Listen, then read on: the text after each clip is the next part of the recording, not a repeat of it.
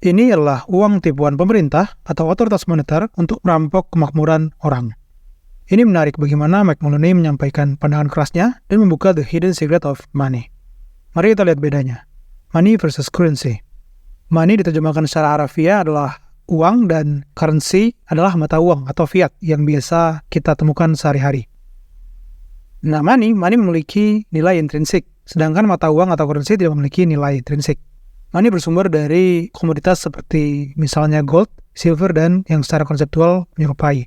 Sedangkan currency hanyalah kertas kosong yang kemudian dilekatkan nominal atau nilai. Jadi currency tidak memiliki nilai backingan, tidak ada penjaminan fisik dan hanya didasarkan oleh kepercayaan dan keputusan otoritas moneter.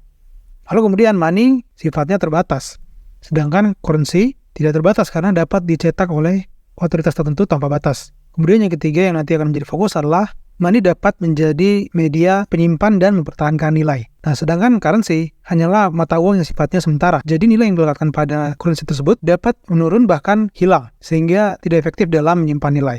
Maka dari itu kemudian money lebih mampu mempertahankan daya beli, sedangkan currency lebih riskan atau lebih rentan. Nah, sistem ideal yang dijalankan untuk uang, untuk money adalah sistem yang independen. Sedangkan pada currency tentu dipengaruhi oleh entitas tertentu.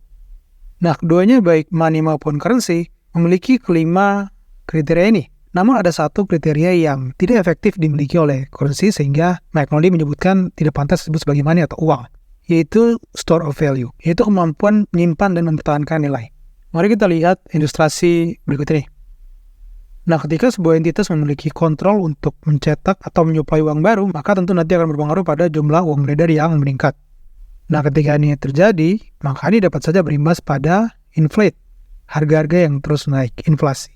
Nah, harga yang secara terus-menerus naik tentu akan berpengaruh pada daya beli masyarakat yang kemudian anjlok. Kenapa? Karena tadi inflasi harga naik kemudian mendepresiasi nilai uang. Katakanlah contoh, tadinya harga satu buah permen adalah Rp100. Kita kalau punya uang 1.000 maka kita mampu memperoleh 10 permen. Nah, namun kemudian karena jumlah uang beredar naik, kemudian harga naik secara terus-menerus atau inflasi, maka harga permen kemudian saat ini naik jadi 200. Yang terjadi apa? Uang 1.000 kita hanya mampu membeli 5 permen. Artinya telah terjadi penurunan nilai. 1.000 tadinya mampu menghasilkan 10 permen, saat ini 1.000 hanya mampu menghasilkan 5 permen. Jadi uang 1.000 saya saat ini, uang 1.000 kita saat ini, nilainya setara dengan uang 500 saat kemarin. Nah, inilah kemudian kenapa currency dianggap tidak mampu menjaga atau mempertahankan nilainya. Yang tadinya 1.000 jadi turun ke 500. Sehingga dia tidak dapat memenuhi kriteria yang utuh dari apa yang disebut dengan money atau uang. Kita lanjut pada ilustrasi kedua. Katakanlah ada sebuah entitas namanya pemerintah dan atau bank sentral.